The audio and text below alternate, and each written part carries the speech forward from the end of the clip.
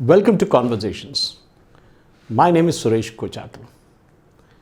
Just a day before, I had a conversation with David Vance, a politician, a podcaster, and a political commentator from UK. I spoke to him regarding the violence that is happening out in United Kingdom and asked him what are the reasons for it. I knew what are the reasons, but I wanted to hear from him. Not just him, I spoke to almost 3 to 4 people in just a day and over a dozen people in the last 1 week, all from United Kingdom, about why the violence was widespread out there. Why is it happening that a country like England, country like United Kingdom, a country like Wales, for example, is facing this issue? One can understand a third world country like what happened in Bangladesh, where violence broke out after the elections were held, and then it went on and on and on till Sheikh Hasina Wajid fled the country. One can understand that happening in Pakistan, or even Afghanistan, or Iraq, or Libya, or even Gaza, for example. But why United Kingdom? A country where the Raj said that the sun will never set on their empire is sadly today reduced to a country that has become a joke. A country that speaks about freedom of expression and all that. Today, if you tweet anything opposing what the government is doing, even calling immigration as illegal, or calling for a protest, joining a protest, you will be jailed. That is democracy, UK style. And then the likes of BBC, Economist, and others will give lectures about India's freedom of expression under the Narendra Modi government. In fact, at some point during the conversation with Mr. Vance yesterday, he mentioned that we wish we could get a Prime Minister like Narendra Modi to rule us in UK. Seriously, that's not a joke. Because Starmer has made a mess out of things out there. He thinks that by getting police on the road, he can tackle the crowds, or hooligans, or even thugs, as he calls them. But on the other side, the two-tier policing system ensures that one community doesn't get any cases filed against them. Whereas the British citizen who opposes, including the elderly, are hauled off and taken in handcuffs to the jail and sentenced immediately. Justice, they say, is blind, but in case of UK, it seems to be an ass. That is what it is. Starmer thinks that he can kind of roughshod this by showing that he's a tough guy, a Rambo. Sorry, you cannot be a Rambo in politics. Sooner or later, his party will have to face some election or the other. And that is where the anger of the British people is going to come out. Because they are fed up of the immigration, the illegal immigration. They are fed up of the system where their taxes used to pay money, to pay allowance to somebody else. They are fed up because the government is taking those people coming in boats and putting them up in 5-star hotels at the cost of the British taxpayer. They are fed up because the Labour government now wants to give 28 million to protect mosques. But not a single pound is given to protect a temple or a synagogue.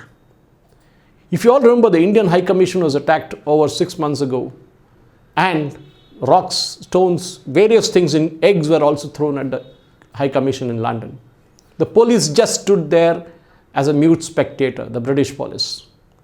Compare that to now, where they're using dogs, they're using batons, and they're using every other possible to arrest whom?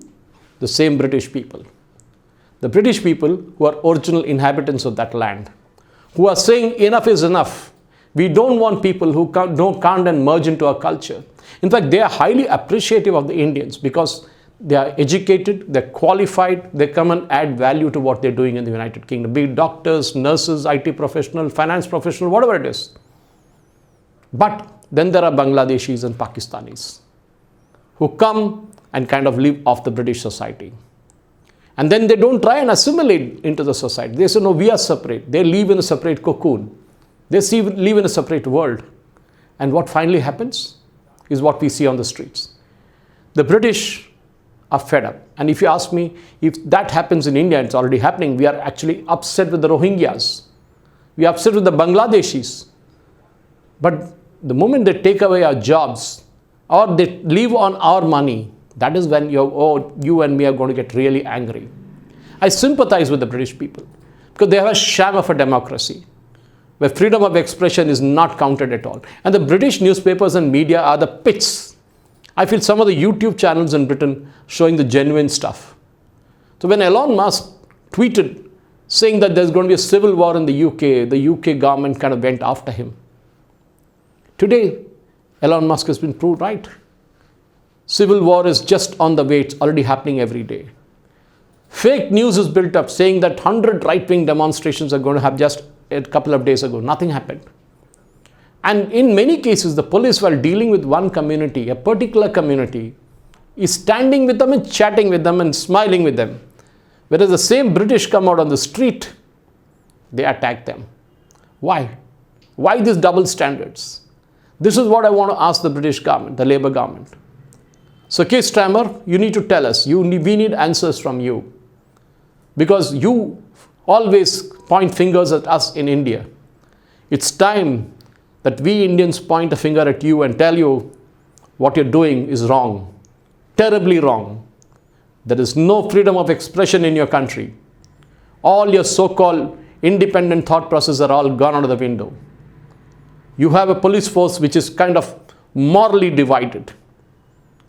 And that is going to make a mess out of the situation in the United Kingdom. And mark you, it's going to get worse before even it gets better.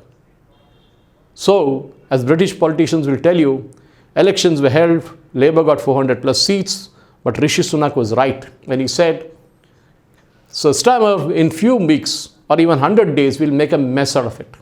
We didn't have to wait for long, 30 days, and UK is in a mess. Mark my words, United Kingdom will never recover from this. The riots may go away, the violence may go away, but the divide in that society between those people who came illegally and settled and who don't want to be a part of the British system and the British themselves, who with the stiff upper lip still think that they rule the world, it's okay with them. But the point is very simple. Violence begets more violence. And when they see people sitting at home earning pounds and pounds and pounds of money, that's when they get upset. And they say, why can't these people work? Why can't those who can afford to work, who are physically capable of work? No. They don't go to an Islamic country. They don't go to a Pakistan. They don't go to a Qatar. Why? Why do they come only to Europe? And that way I admire Poland and Hungary. The politicians, the president or prime ministers of those two countries, great work. They just said to hell with you. Even Germany is reacting, but it's reacting a bit late now. But on the other hand, France, for example, where it's already a mess. It's going to be Britain part 2 or UK part 2. Sooner or later, these governments in Britain, France and other countries have to realize that it's all great to speak about we welcome refugees. But then your own citizens will become refugees one day. And that, ladies and gentlemen, will definitely happen. UK is staring down a barrel, a bottomless barrel, an abyss for which it will never recover. And that's for sure. The Raj is not here to stay. We drove them out in 1947, modeled our judiciary and our bureaucracy and a bit of our constitution after them. But today I'm proud to say we are a better nation than the United Kingdom. Thank you for watching. Jai Hind.